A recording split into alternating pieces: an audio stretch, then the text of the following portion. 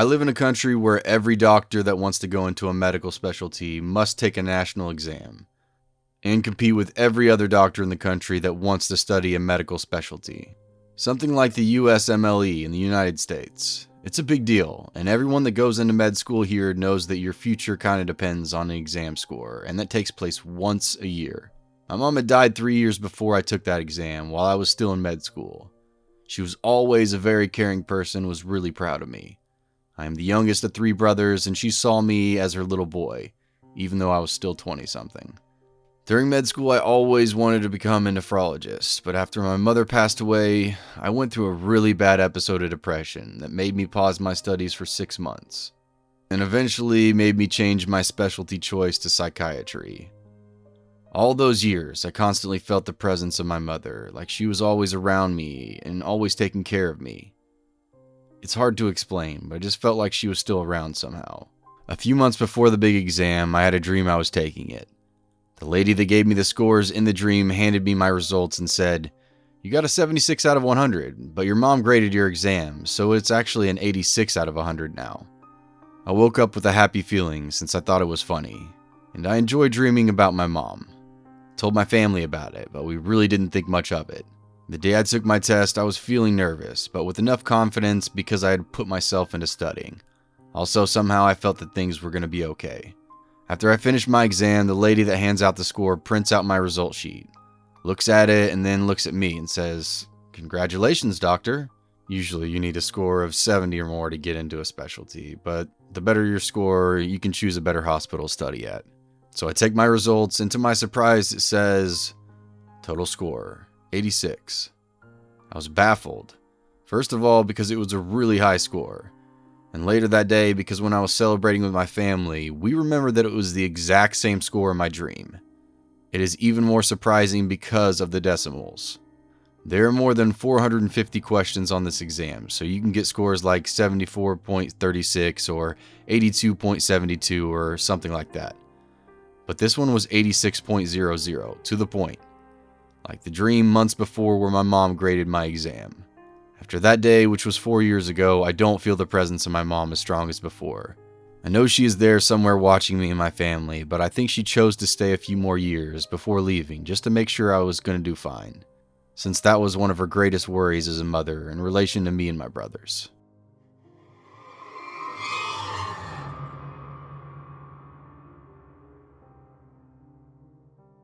So I worked the night shift at a plant from 11 at night till 8 in the morning.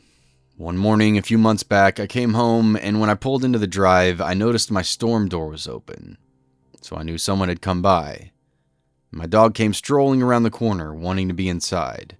So I knew someone not only came by, but they had gotten inside.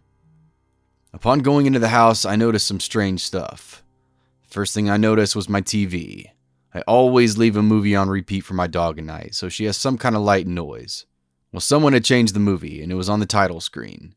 The movie was Predators, the remake one with Adrian Brody and Eric from the 70s show. Then I noticed a garbage bag full of random clothing on my couch. It had a pair of pants, some socks, a couple of t-shirts, and a work pair of boots and shoes. The boot size were 13, so dude was fairly big, I guessed. Inside the pants were fishing lures and a box of condoms. As I investigated more, I noticed that all my Hot Pockets and frozen pizzas, and basically all my snack foods, were eaten. I then noticed a chair in the middle of the kitchen, with short brown hairs all around it, and my clippers plugged into my kitchen counter, and a set of keys was gone.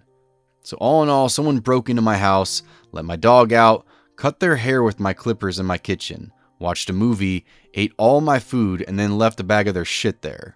I guess the joke's on them, though, since I used those clippers to shave my man parts. Still weird, though. Never found out who did that.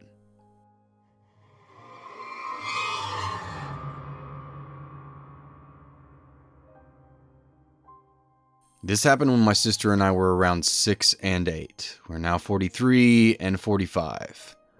It's something that still haunts us, occasionally. We had an amazing municipal swimming pool in our neighborhood. South African summers in Johannesburg are hot and long. The swimming pool was the ultimate destination. Joe was that adult that was always at the pool. He would swim links, practice diving, and tickle our feet under the water. Just typing this makes me feel nauseous. To this day, I still have issues with my feet being wet. Specifically, I am unable to leave cream on my feet. The sliminess makes me claustrophobic. I only realized the connection last year. Whenever we would sit on the edge of the pool with our feet hanging in, he would swim past all of us and tickle our feet in a row.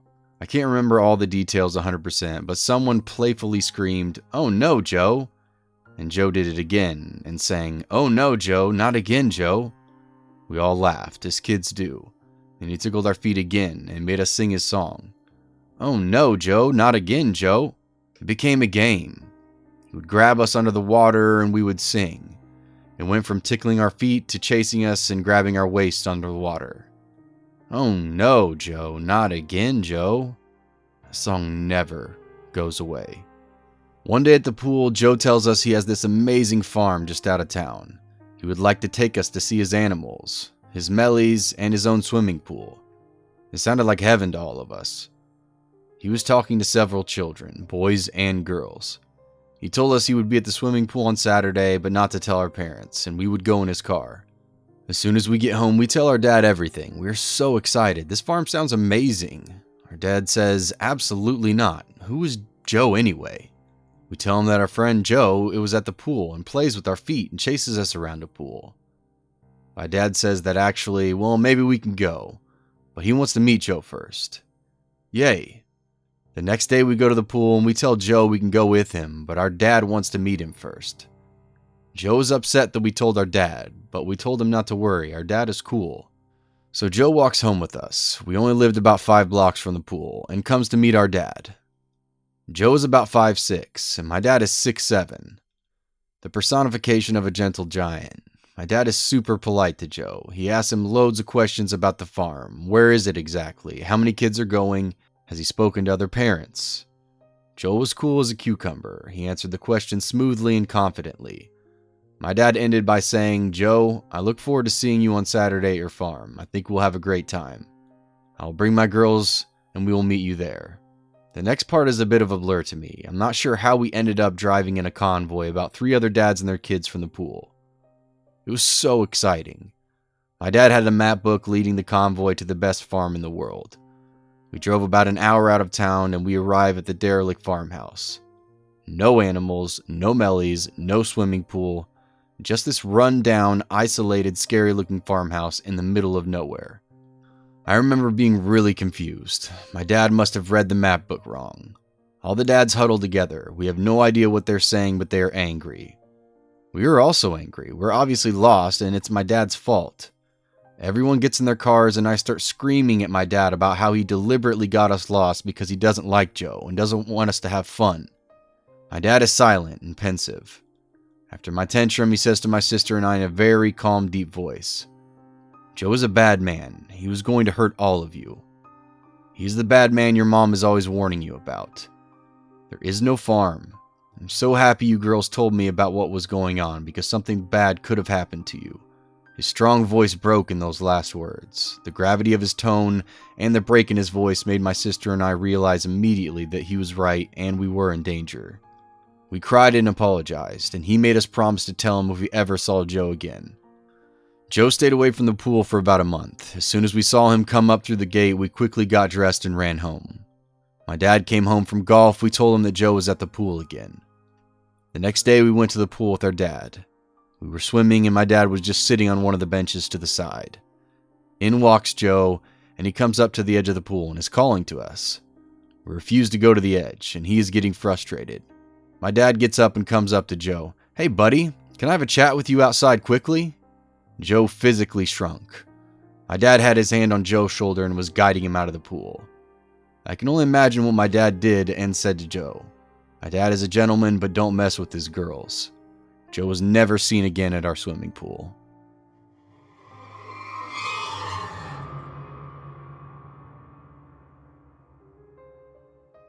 So I, a 24-year-old male, have lived on my own for about 2 years now. I have a very small bungalow I'm able to pretty comfortably afford. In this bungalow, I have an attic area. At a guess, I'd say it's about 5 by 5 meters in size, and you can really only stand in there at the very center. Anyway, I work the night shift at a factory, and basically just sit on my phone all night. so I usually get in around 8 a.m. I was coming home last Thursday during a heavy storm, and I got into the house and just went right to sleep. When I woke up, I went on my phone and saw that I was so tired that I didn't check any of my notifications.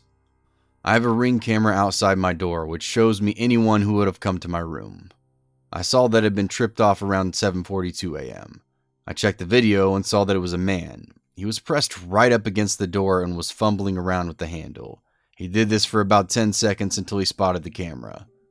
Once he did, he scuttled away very quickly. This unsettled me, but didn't entirely creep me out or anything. I got up to make some food and discovered something in my kitchen. My back window was open. I, of course, instantly began having the thoughts of a home intruder, but slowly chilled out as I convinced myself that I was the one that left it open. The rest of the day consisted of this, just noticing small things that didn't seem right and scaring myself. All up until a point. I leave for the shift around 10 p.m. and was watching some TV around 9ish. I spotted something that made my heart leap into my throat. Out of the corner of my eye, I could see it. My attic entrance was slowly being slid open. I can so vividly remember that moment. I began questioning my sanity. Surely I was just hallucinating or something. I looked over at it and it absolutely saw something that made me so much more scared. I saw fingers wrap around the hatch and began moving it more.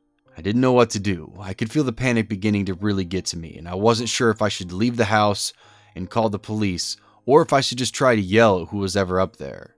I chose a mixture of both. I began dialing 999 and ran to my bedroom where I could lock the door.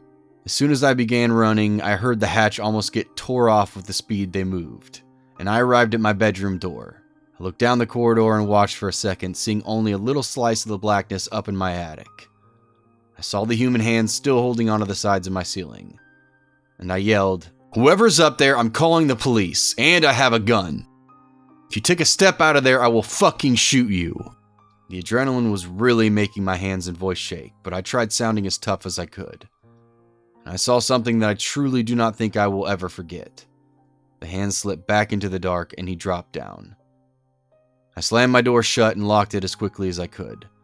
The call went through and I was able to get on the line with the police, and they dispatched officers to my house.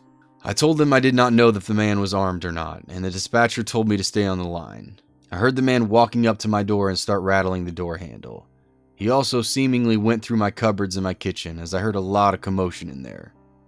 Truth be told, I don't know why he stayed. I would have just left the house, but he stayed right up until the police came in and arrested him. Apparently he was a homeless man and was armed with a knife from my kitchen and had recently been seen in the area trying to get into other houses. Truth be told, I'm very frightened to sleep still. I now sleep with my bedroom door locked and all my windows closed. I also sleep with a knife under my pillow. I know that this is unlikely to ever happen again, but I just cannot forget the way he dropped down from my attic. So that's the story of the scariest thing that's ever happened to me. I made this account to tell it because I feel like if I write it down, I will feel less like a real thing and more like just a story.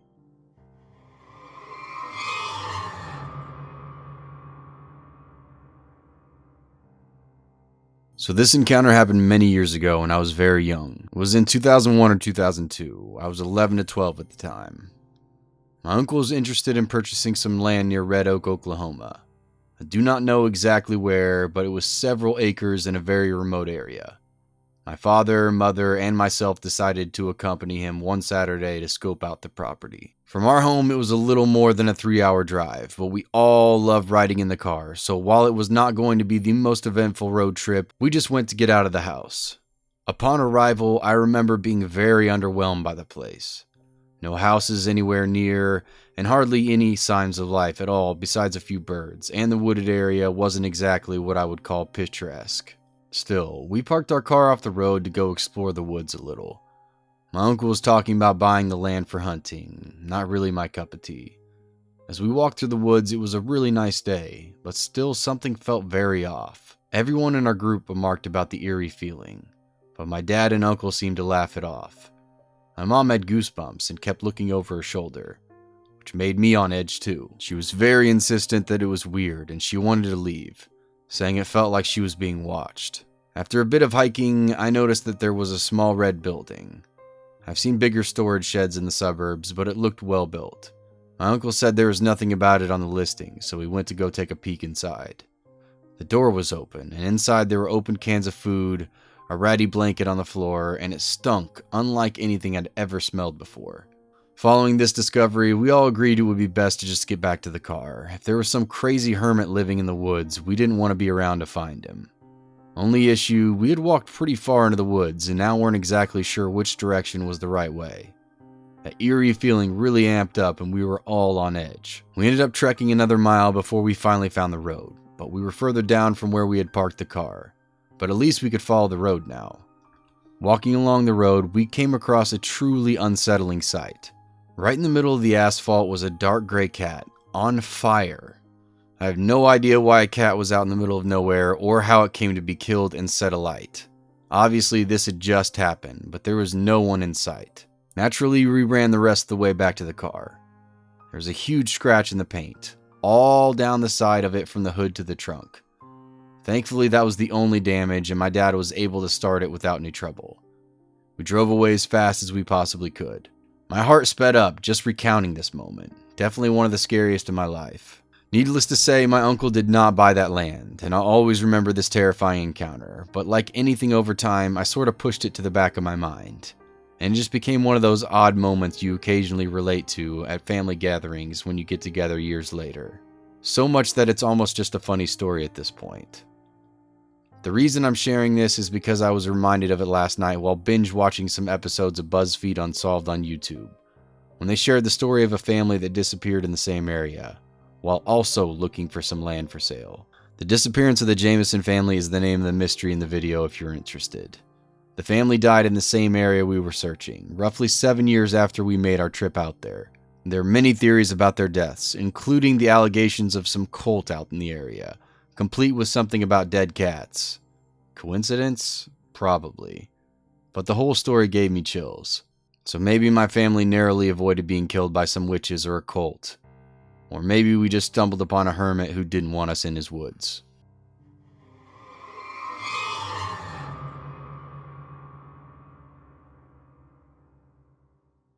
So to preference this story, I was about 15 or 16 years old at the time. It was my best friend's birthday, and she invited about 6 of us over to play a few games. And also stay the night in celebration of her big 16th birthday. So at this get-together, there was about 5 girls, including myself, and 1 boy. After a while, my best friend asked if we would like to go to the playground, which is about a 10-minute walk away from her house. Of course, being stupid teens, we agreed, not thinking of how it might be dangerous since the majority of us were young girls, and it was currently 10 p.m. Anyways, we walked down to this park and continued playing Grounders when we arrived. If you don't know what this game is, it's a commonly played game in elementary school. The rules are, one person is it.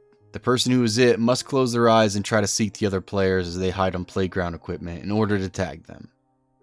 But there's a catch. If someone gets off the equipment and the person who's it calls grounders while they're on the ground, they are then tagged. Yeah, I know. A pretty childish game, but it's fun.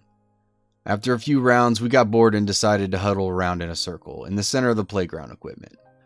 We were just talking, joking around when suddenly I heard what I thought to be something like rocks hitting the chain link fence that resided on the back of the playground. I hushed the group, looked over at my best friend and asked if she heard that, as everyone looked at me like I had 10 heads. She asked what I meant, and I told her it sounded like someone was throwing rocks at the fence behind us. She responded with the classical, "Ooh, it's a murderer coming to get us." Naturally, I glared at her, flipping her off. She knows I get paranoid sometimes, but I have a very good intuition and something just felt off. A few minutes later, after some more rocks were thrown at the fence, I obsessively stared down the area behind the fence. I noticed a light weaving its way through the branches of the trees. At first, I thought maybe it was just a headlight of a car that was coming down the street. That connected to the street of the park, since you can vaguely see the headlights coming from oncoming traffic through them. But soon, I realized that there was only one light, and it was bouncing up and down like it was being held by someone who was walking. I quickly pointed it out to the group around me, as we all snapped our heads in that direction. Coming up along the side near the house on the left side of the park was a man who wore a hat, some white baggy and dirty sweatpants, and a black coat. He was holding a flashlight. Not the one on your phone, but an actual flashlight. He was too far away to guess his age, even when he sat on the swings closer to the playground equipment we were on. but we all collectively agreed it was strange since he seemed to be at least at mid-20s and had just came out of the woods by himself to sit there and stare at a load of kids. After a brief discussion, we agreed that maybe he was waiting for a ride or he was just resting for a moment. So we tried to brush off the fact that he was just sitting there and intensively staring at us. However, we started to take note that after a few minutes of us resuming our very competitive game of grounders, the stranger was slowly inching his way closer to our group. He went from sitting on one of the furthest swings away to the next swing, a bit closer to the equipment we were on, then on to the next, until he was about 10 feet away from our game. The whole time he was just sitting there, watching. At this point, all of us noticed the strange man attempting to get closer to us. And in an attempt to remove ourselves from a potentially dangerous situation, we made a group decision to leave. Getting up, we all piled off the playground equipment, in pairs of 2. We walked down the stairs on the furthest side away from the creeping man. As we attempted to casually walk away, I kept my eyes glued to his figure. And as we neared the end of the street, he got up. Slowly at first, the man started trailing behind us, keeping his distance. I decided to keep my mouth shut at the time because we were about to make a turn. I thought if he continues to follow us instead of going the other way, I'd bring it up to the others. And wouldn't you know it, the creep stays hot on our heels, not only following which turn we took, but he also started sprinting towards us screaming, "You motherfuckers, I'll fucking kill you." At this point, the whole group burst out into a sprint. The adrenaline I felt made me run so fast I was ahead of everyone else. Everyone was ushering each other to run. I didn't even take a second to see if the others were behind me. That was until I heard my best friend struggling to run. I instantly felt horrible for running off on her. So I ran back to her side, grabbing her hand and quite literally dragging her along, repeating things like, "Deep breaths, you got this, come on, we have to go now." This whole time the man was still running and screaming behind us and was catching up quickly. At this point, both me and another girl in the group took it upon ourselves to get my best friend moving as fast as possible, both taking a hand and running at a pace she could keep up at. Luckily, this park was only about a 10-minute walk from my friend's house. As we all piled in through her garage door, I turned to see this delusional man start running up her driveway. He got up about halfway until our big fluffy savior ran to the open door. My friend's 100-pound fully grown German Shepherd lurched at the man barking as we gripped her collar, in an attempt to keep her from running completely after the man. Luckily, her sudden and loud appearance caused the man to freeze in fear, before running away in fear down the dark lamplit street. We were terrified for the rest of the night and only managed to sleep after putting random items next to us. We even had a rake. But most comforting, our big fluffy hero just in case the creep decided to make a comeback. So to the crazy creep who enjoys watching kids at the park and then chasing them home, let's not meet again.